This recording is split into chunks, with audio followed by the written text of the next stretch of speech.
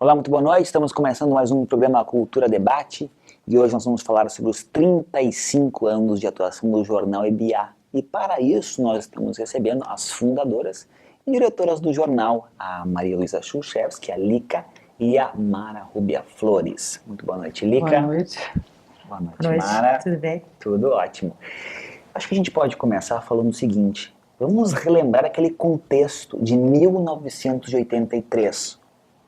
Como é que era aquela época? O que a Mara e a Lica faziam que decidiram montar um jornal? Nem imaginando o que aconteceria 35 anos depois. Na verdade, naquela época, nós éramos estudantes, claro, e como tal, a gente tinha ideais e sonhos, né, de fazer um trabalho diferente, aquela coisa toda.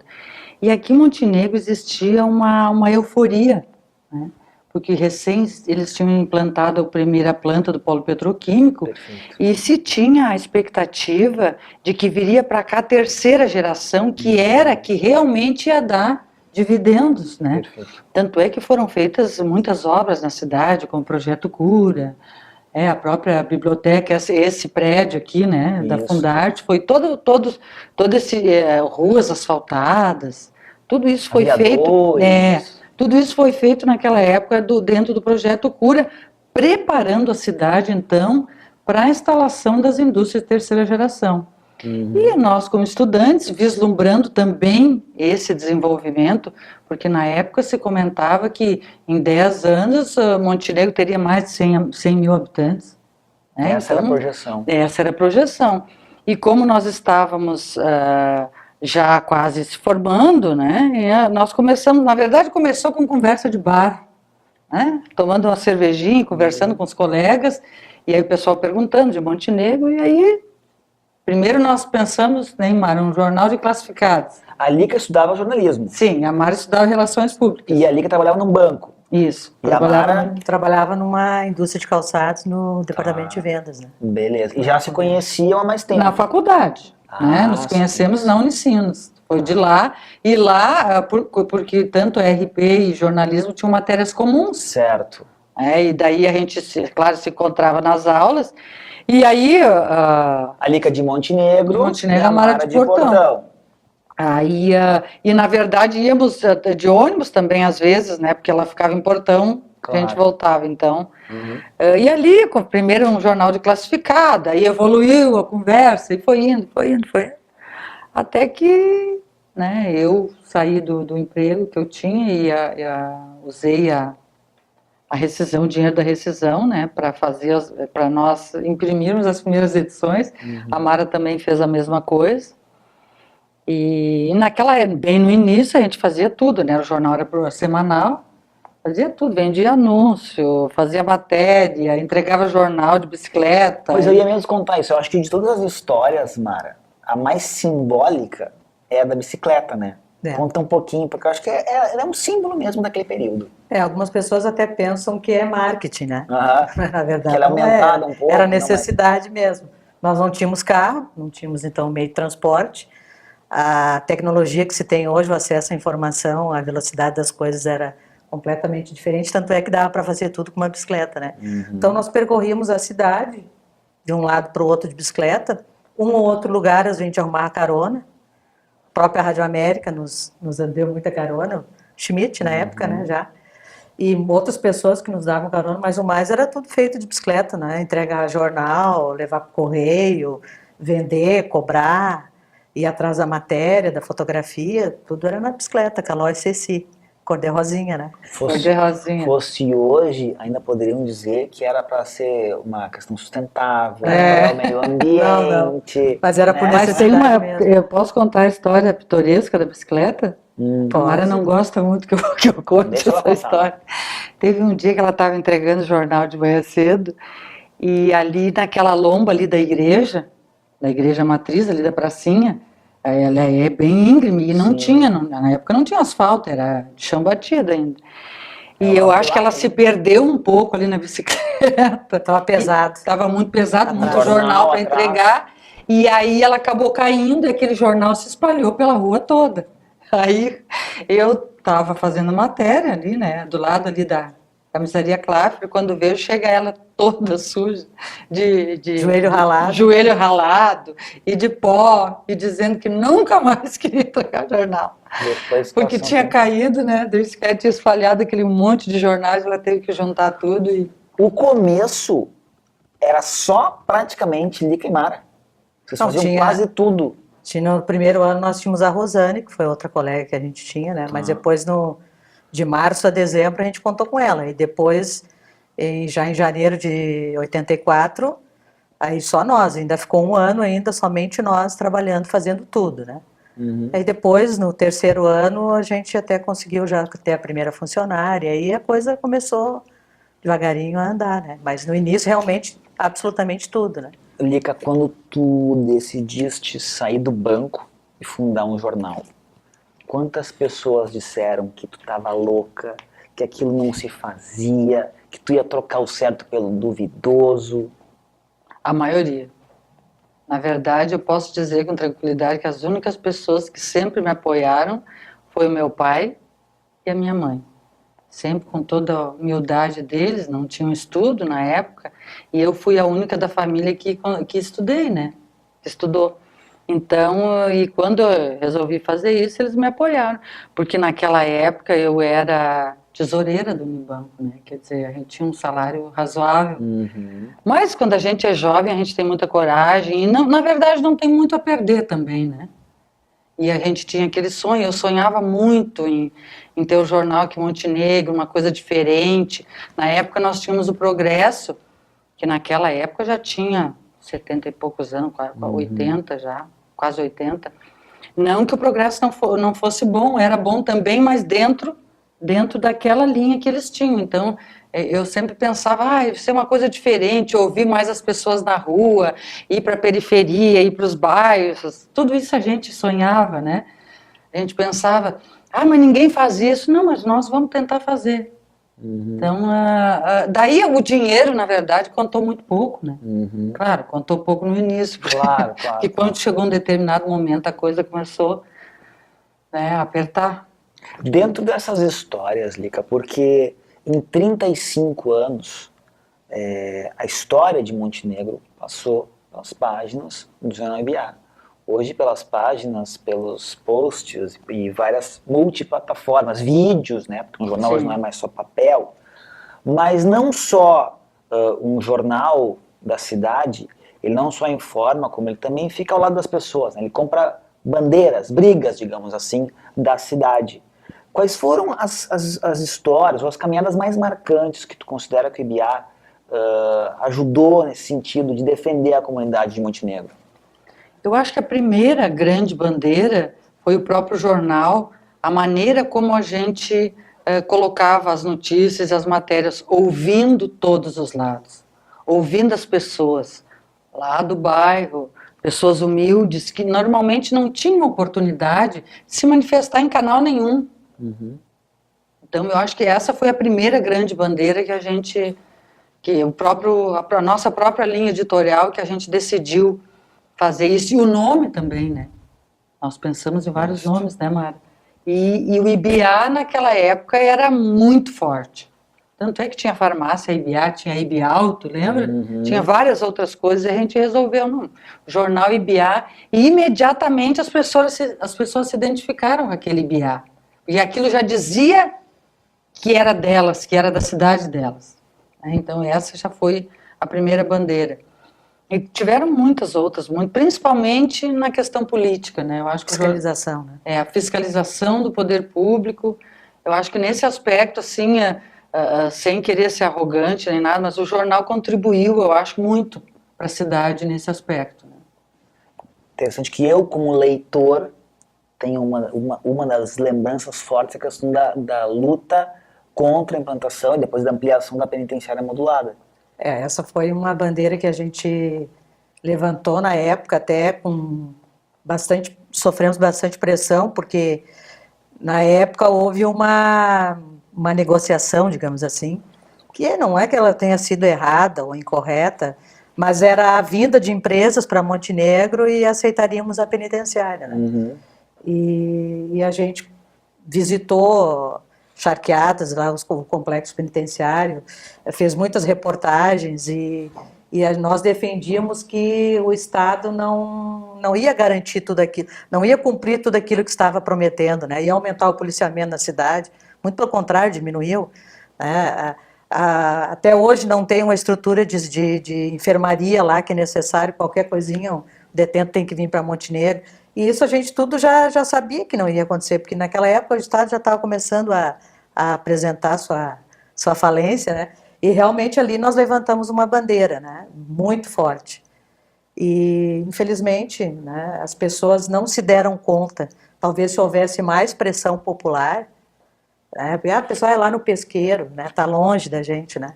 Mas, na verdade, está demonstrado que esse modelo dos grandes cadeiãos, das grandes penitenciárias, não surtiu efeito. Se nós tivéssemos ficado com o modelo antigo, dos pequenos presídios, onde cada sociedade trata dos seus doentes, né, da sua criminalidade, seria muito melhor. E hoje nós temos aquele barril de pólvora lá, que até hoje não tem nem esgoto. Exatamente.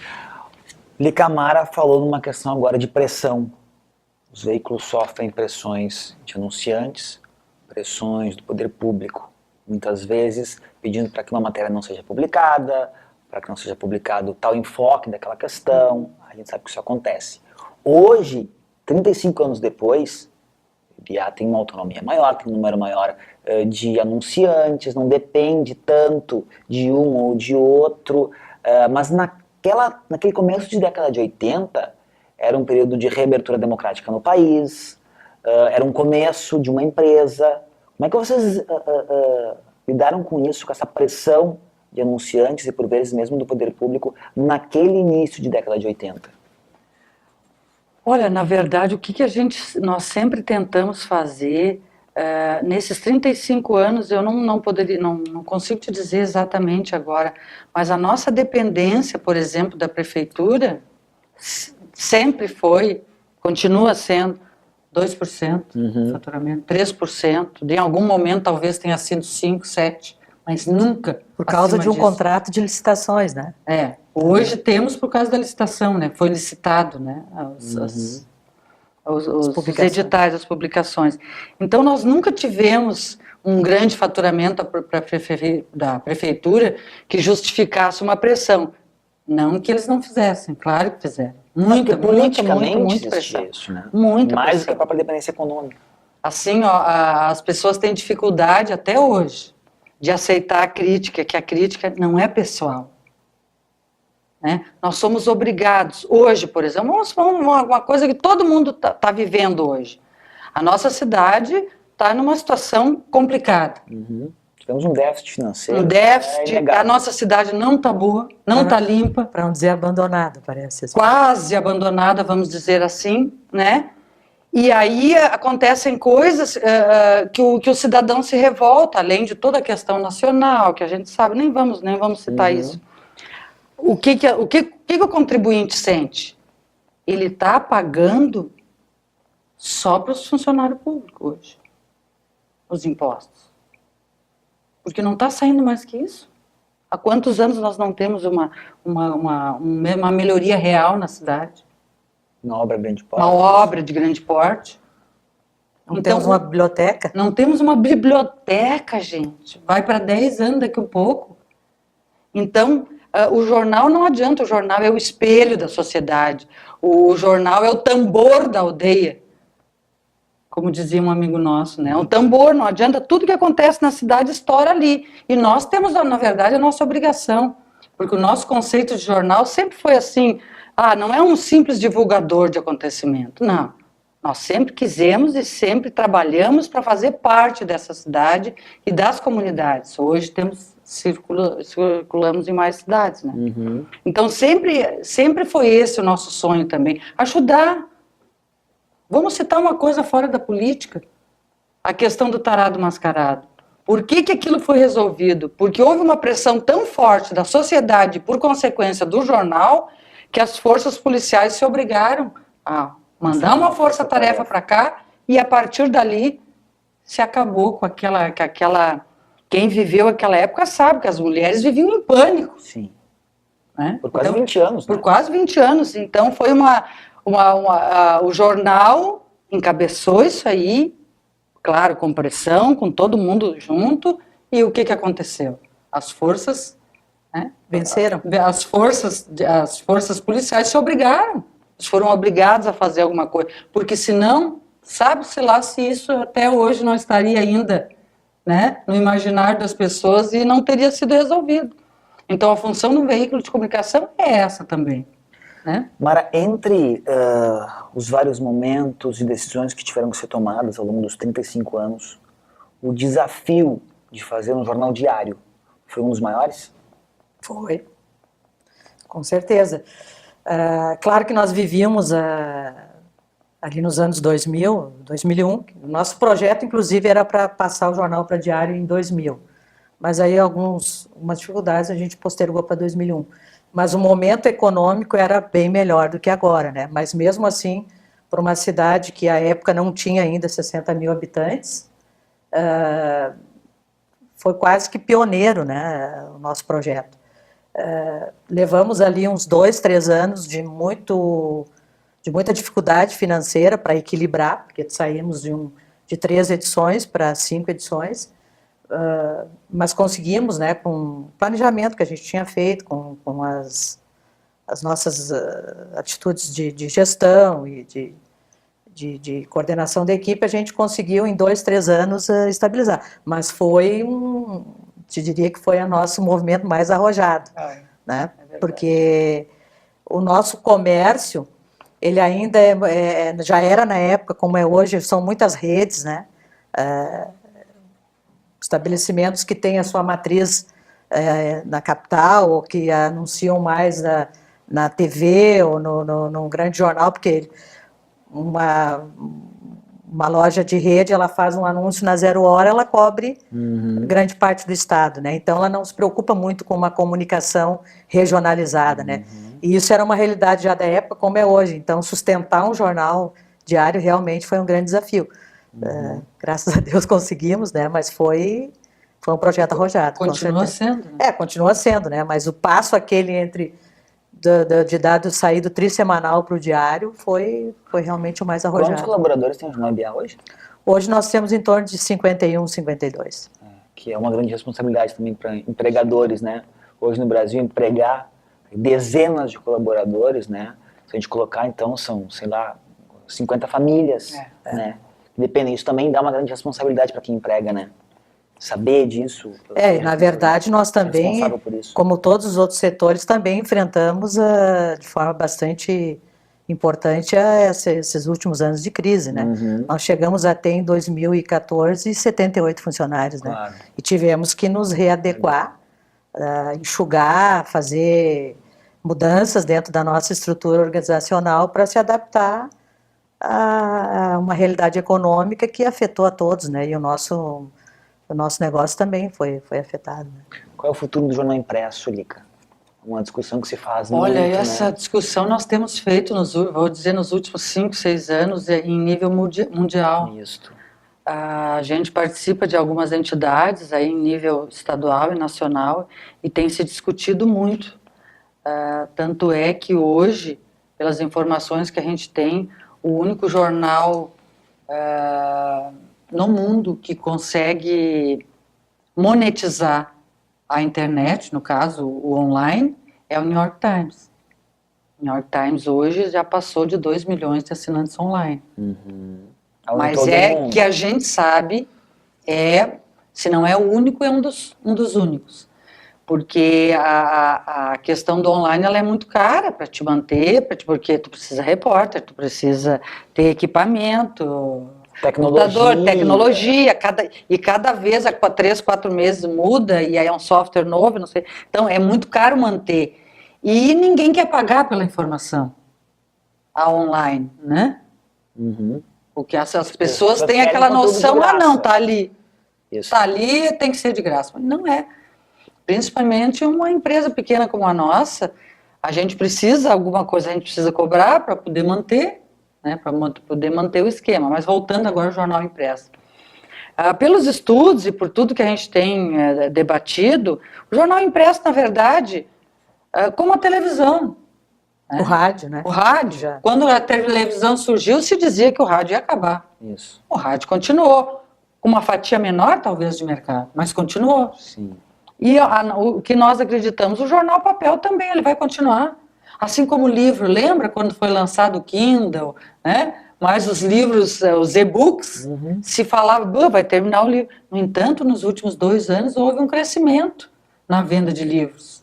Então, tudo vai reduzir, talvez, o mercado, acredita-se que sim, mas que vai terminar, pelo menos nas próximas décadas, certamente não. Ô Mara, quando vocês olham para trás e se dão conta, a gente falava aqui até fora do ar, né? Quer dizer, vocês estão dentro do processo, correndo todos os dias, quando veio passar os 35 anos. Mas quando vocês olham para trás e pensam em tudo que se passou, valeu a pena? Claro, valeu sim, porque se a gente analisar do ponto de vista pessoal, eu vou analisar do ponto de vista pessoal, do ponto de vista até econômico, né? Olha o que a gente conseguiu fazer, nós à frente, né, liderando um grupo de pessoas, né, a gente nunca fez nada sozinho, só nos 2 anos primeiros, mas o que a gente conseguiu fazer pela comunidade, né, de realizações pessoais e ajudando as pessoas, fiscalizando, informando, orientando, isso dá uma satisfação, um orgulho muito grande. Do ponto de vista econômico, quantas empresas na nossa cidade têm 35 anos, tem o número de funcionários que nós temos, gerando receita para essas pessoas, né? Famílias se sustentarem. Sim, emprego e renda, né? Emprego e renda. Né? São 35 anos, muitas empresas não conseguem chegar, né, a 3 décadas, né? Então a gente está há 35 anos aí trabalhando, gerando emprego e contribuindo para a sociedade. Então, acho que passamos aí muitos sufocos, realmente tivemos momentos de grande dificuldade, até porque a gente não foi preparada na faculdade para administrar, para ser gestora do negócio. A gente tinha informação na comunicação, mas administrar, nós tivemos que aprender, e ali aprendendo, errando, acertando. E uma coisa interessante também, Mara, agora tu falou isso, eu me dei conta.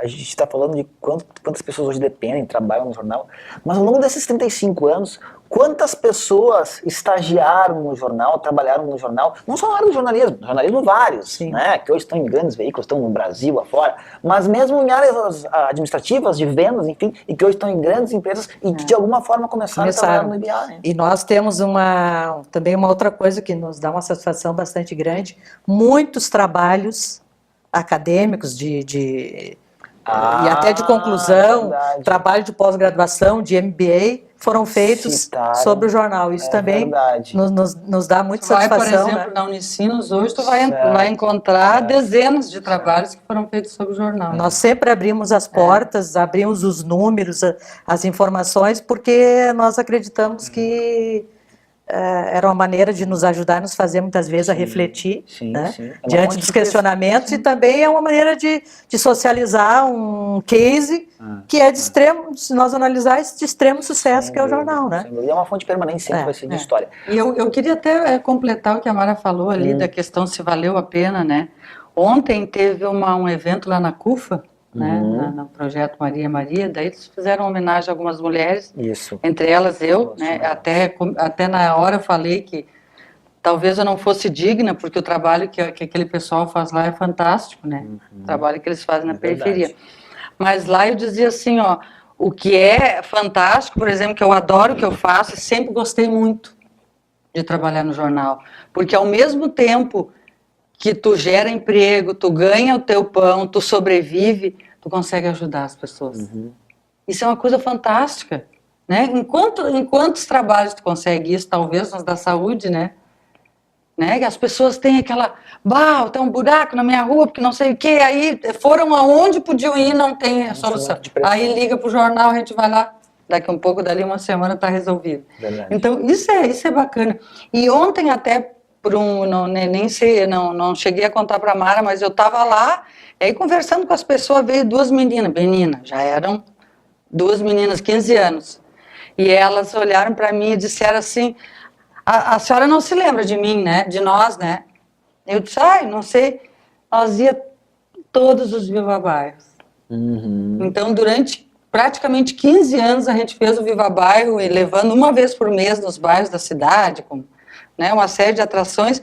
E o fato ali delas terem me reconhecido e vir ali me deixou extremamente contente. Acredito. Porque foi outro trabalho bacana que a gente fez, assim, durante esse tempo todo, que os bairros eram esquecidos. E que ia muito além do papel de informar, né? Quer dizer, de A integração. gente levava corte de cabelo gratuito, era brindes para todo mundo, e aí cantava o pessoal do bairro. Então era uma série de serviços que levava assim que uma vez por mês, praticamente em 2 anos, se percorria todos os bairros, né? Pra Muitas fechar. vezes no barro. Sim, É. Viva Barro. Quase Viva Barro. Para fechar, a Mara olhou para trás, ali que agora vai olhar para frente. Onde é que vai estar o jornal? Onde e como? Daqui a 20, daqui a 35 anos. O Jornal IBA vai estar nos lares das pessoas, seja uma meia dúzia no papel, mais alguns milhares no celular, os outros no computador, ele nunca vai deixar de existir. Ele vai existir sempre, em todas as plataformas, aonde as pessoas quiserem se enxergar, porque só no IBA as pessoas de Montenegro e da região vão se enxergar.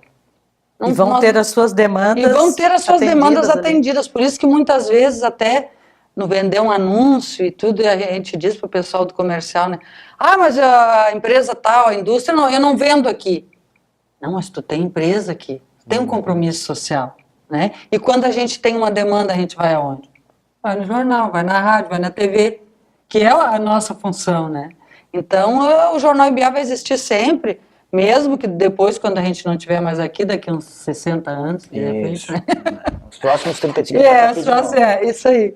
Então, ele vai continuar sempre, pelo menos é essa visão, é esse futuro que a gente enxerga. Porque a notícia vai continuar sempre existindo, vão se criar novas plataformas, talvez, e nós vamos continuar acompanhando como hoje. Né? O nosso portal do IBA, por exemplo, nós temos uma média de 10, 12, 15 mil acessos todos os dias. Usuários únicos. Né? Usuários únicos. Montenegrinos que vão para outros lugares do mundo e se conectam com a cidade através do IBA. E também aumentamos muito pelo portal, a nossa audiência no Vale do Caí, né? Sim. Hoje, por exemplo, depois de Montenegro, logicamente, né? Nós temos São Sebastião do Caí como a cidade que tem maior audiência. Acessos, né? Maior audiência. Então, daqui a 35 anos, essa audiência será muito maior, porque a nossa experiência no online ainda é recente, né? Sim, para todo mundo né? Mara, muito obrigado pela participação e parabéns por esses 35 anos, que venham mais muitos outros aniversários. Se Deus quiser. Se Deus quiser. E os montenegrinos ajudarem. Isso! Ficamos por aqui, nós voltamos semana que vem com mais um Cultura Debate. Até lá!